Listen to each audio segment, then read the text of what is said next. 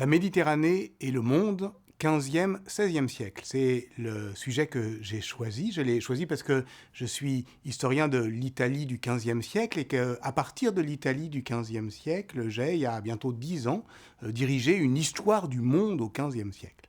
Au 15e siècle, le monde, il se globalise à partir de la Méditerranée, mais il s'échappe de la Méditerranée. Ce qu'on appelle la mondialisation, c'est l'occidentalisation du monde. Du 15e au 16e siècle, c'est le grand élan qui, depuis cette façade de l'Eurasie, ce Finistère de l'Europe, qu'est le Portugal, se jette vers l'immensité océanique. Si bien qu'on a l'impression que la mondialisation tourne le dos à la Méditerranée. C'était l'idée de Fernand Braudel, parce que quand on pense à la Méditerranée au XVIe siècle, inévitablement, on pense, quand on est historienne et historien, à cette grande œuvre qui est au fond un classique de l'histoire globale, de l'histoire connectée, on peut l'appeler de différentes manières aujourd'hui, mais enfin, en tout cas d'une histoire de grand large, une histoire qui ouvre grand les fenêtres à l'aventure, à l'imagination, la Méditerranée au temps de Philippe II.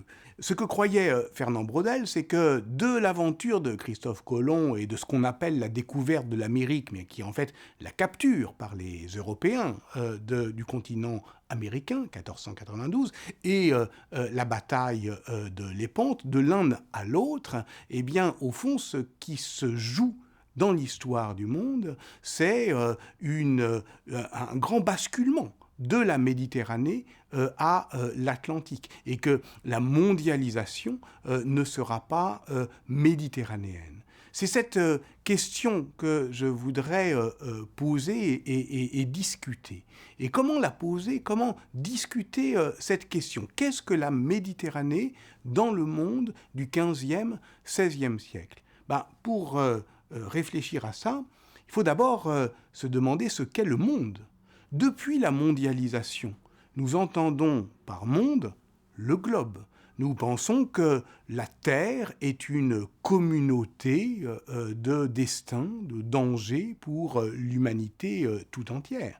Mais considérer que le monde, c'est la Terre, c'est un effet de la mondialisation.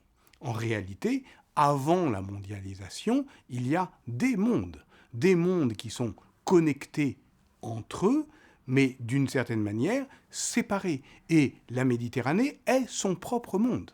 On parle de monde méditerranéen. Qu'est-ce que ça veut dire, un monde méditerranéen? Ça veut dire évidemment un état écologique, un environnement, un système géographique et politique. Et c'est tout ça qu'on doit tenter de comprendre, décrire le monde méditerranéen. Alors les géographes le font, les historiens le font. Au XVe et au XVIe siècle, c'est un monde d'échange et de confrontation. Selon les moments historiques, on va plutôt insister sur l'échange ou plutôt sur la confrontation. Il faut faire les deux, évidemment, parce qu'on ne doit pas chercher dans le passé le miroir complaisant et flatteur de l'idée qu'on se fait de notre propre aujourd'hui. Donc, tantôt, on va exalter la Méditerranée comme lieu d'échange et de métissage, tantôt, on va déplorer, ou peut-être même d'ailleurs pour certains se réjouir du fait que la Méditerranée est le lieu du choc des civilisations. En réalité, ce qu'il faut tenter de comprendre en mettant en balance la Méditerranée et le monde, c'est comment, d'une certaine manière, l'un se définit par rapport à l'autre. Il y aurait une autre manière de présenter l'ambition de ce qui va être un cours, puisque c'est ça que je m'apprête à faire devant des lycéens, c'est de se poser la question, au fond, du rapport entre l'histoire et la géographie. Encore une fois, il faut revenir à cette grande œuvre de Fernand Braudel, la Méditerranée et le monde méditerranéen, au temps de Philippe II, qui est une histoire qui commence par la géographie, qui commence par un tableau géographique, et on sait ce que fait Braudel avec l'histoire. Il commence par la disposer de manière immobile et stable, et puis il la fait bouger par quelques effets de structure, et finalement s'élancer dans la conjoncture. Donc, si on lit les fameuses trois durées, la longue durée, la moyenne durée, la courte et soudaine durée de l'événement de Braudel, alors on aurait effectivement, sur le modèle d'ailleurs maritime, c'est-à-dire les hauts fonds, la vague et l'écume, sur le modèle maritime, on a une idée de ce qu'est le temps.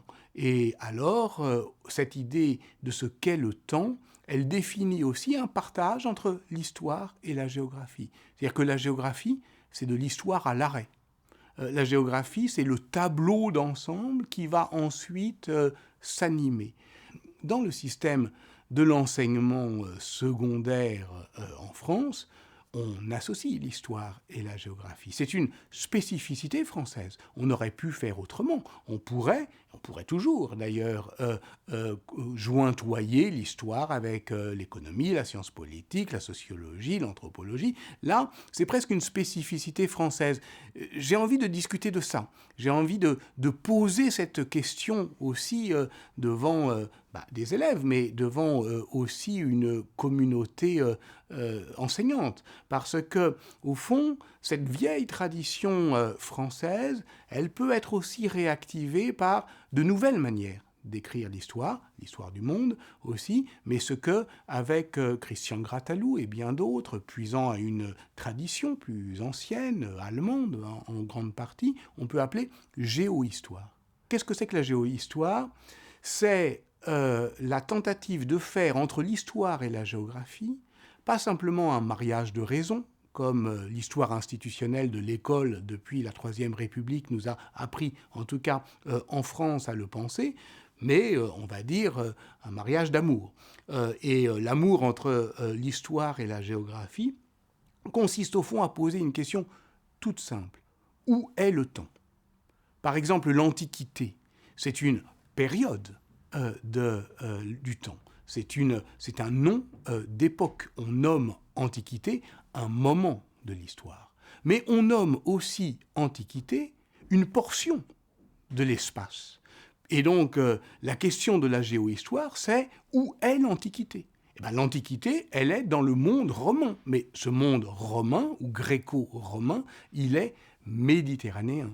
Donc, raisonner en monde, c'est au fond conjoindre l'espace et le temps dans une dimension géohistorique.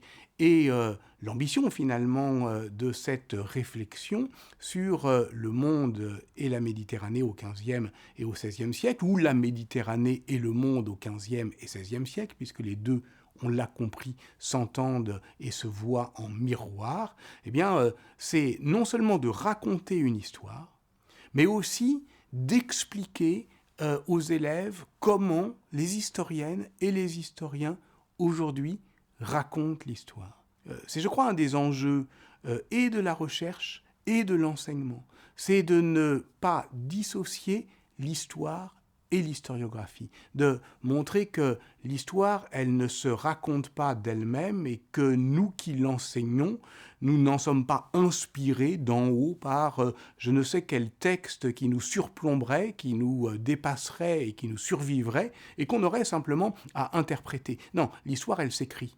Et elle s'écrit depuis un certain lieu et à une certaine époque. Et que cette question du point de vue, c'est ce qu'on appelle l'historiographie.